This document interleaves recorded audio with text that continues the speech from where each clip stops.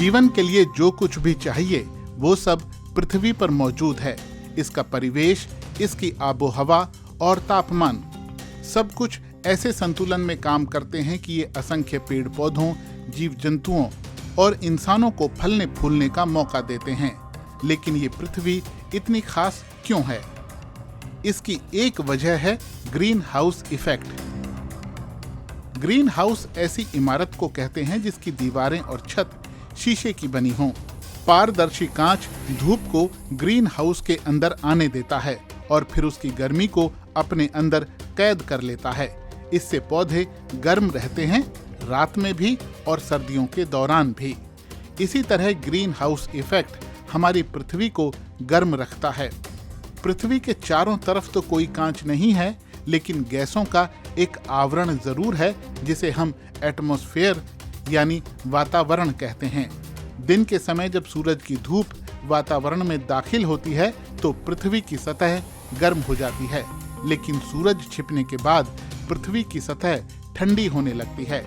इससे गर्मी वापस हवा में जाने लगती है, लेकिन कुछ गर्मी को वातावरण में मौजूद गैसें रोक लेती हैं। इन्हीं गैसों को ग्रीन हाउस गैस कहा जाता है। कार्बन डाइऑक्साइड, जल वाष्प और मीथेन, ये सभी ग्रीन हाउस गैसें हैं। पृथ्वी को ग्रीन हाउस गैसों का एक संतुलन चाहिए ताकि इस पर मौजूद सभी जीवित प्राणियों के लिए जरूरी तापमान बना रहे। लेकिन कुछ मानवीय गतिविधियों की वजह से ये संतुलन बिगड़ रहा है। पृथ्वी का प्राकृतिक ग्रीन हाउस इफेक्ट गड़बड़ा रहा है। मिसाल के तौर पर कोयला और तेल जैसे जीवाश्म ईंधनों को जलाने की वजह से हमारे वातावरण में बहुत ज्यादा कार्बन डाइऑक्साइड जा रही है।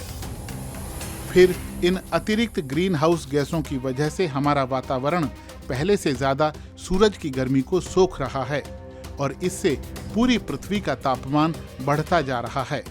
नासा के सैटेलाइट लगातार वातावरण में मौजूद ग्रीन हाउस गैसों की निगरानी करते हैं।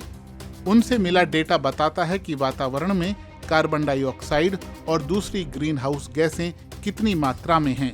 इससे ये भी पता चलता है कि ये ग्रीन हाउस गैसें कहां से आ रही हैं और उनका हमारे वातावरण पर क्या असर हो रहा है।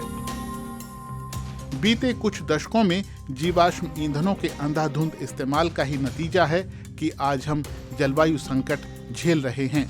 कहीं अंधाधुंध गर्मी पड़ रही है, कहीं बेतहाशा बाढ़ आ रही है, कहीं जमीन बारिश की बूंदों को तरस रही है तो कहीं ग्लेशियर तेजी से पिघल रहे हैं और समुद्र का जलस्तर बढ़ा रहे हैं। अगर जलवायु परिवर्तन को आज नहीं रोका गया तो इससे होने वाली तबाही को भी हम रोक नहीं पाएंगे।